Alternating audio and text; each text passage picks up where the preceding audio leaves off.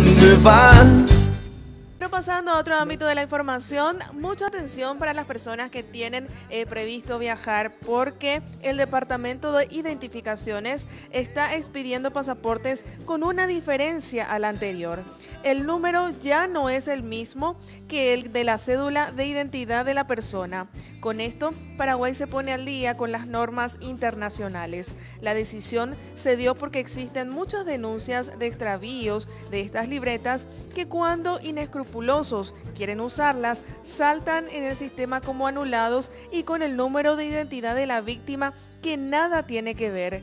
Por día se solicitan 300 pasaportes. Al año se imprimen más de 50.000.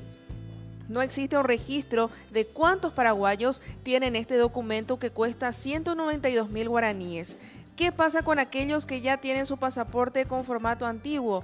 ¿Se debe cambiar o no? Aquí responde el comisario Saturnino Villalba. Bueno, la vigencia del pasaporte, antes que nada, es por única vez y por 5 años. Es decir, de que esa libreta que fuera emitida con tiempo anterior, por supuesto que sí tiene validez normal, no pierde ni un valor.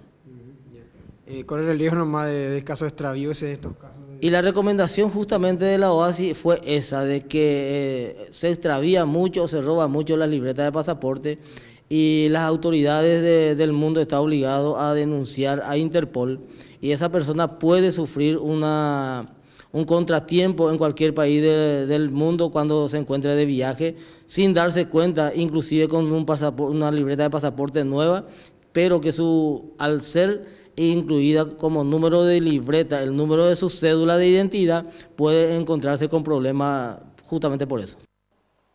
Llévame a donde vas.